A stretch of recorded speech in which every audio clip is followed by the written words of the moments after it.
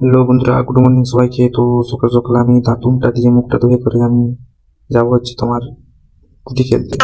মুখ টুক ধোয়া হয়ে গেছে, এখন খাওয়া দাওয়া করব। খাওয়া দাওয়া করার পর যাবো হচ্ছে মাঠ।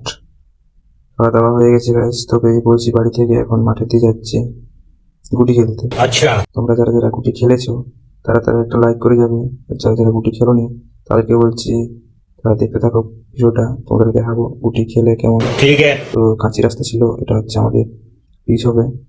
তো বাঁ সাইডে যে ঘরটা দেখতে পাচ্ছ ওটা হচ্ছে আমাদের স্কুল। হাই স্কুল আছে, প্রাইমারি স্কুল আছে, ঠিক আছে। समझ गया। তো আমরা ফাইনালি পৌঁছে গেছি, গুটি যেটা খেলছে একটু বাকি আছে, পৌঁছে গেছি মাঠ। তোমরা দেখতে থাকো ভিডিওটা, তোমাকে দেখাবো গুটি কেমন খেলে। তো দেখতে পাচ্ছ গাইস, গুটি খেলা চলছে আমাদের, প্রচুর ভিড় আছে মনে হচ্ছে।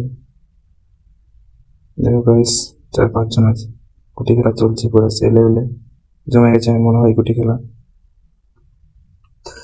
গায়ে মেরেছে একজন, সিঙ্গেল গুটিটা যে বাজাবে তারই হবে সব, এই গুটিগুলো জেলে পড়ে আছে নিচে। 4-5 জন খেলছে গুটি, ঠিক আছে। যারা যারা গুটি খেলেছো তারা তারা একটু কমেন্টে বলবে, ঠিক আছে। এই গেমটা যারা যারা খেলেছো, ছোটবেলার গেম, ঠিক আছে, ছোটবেলায় মনে হয় সবাই খেলেছে এই গেমটা। দেখো গাইস, মারছে এখন,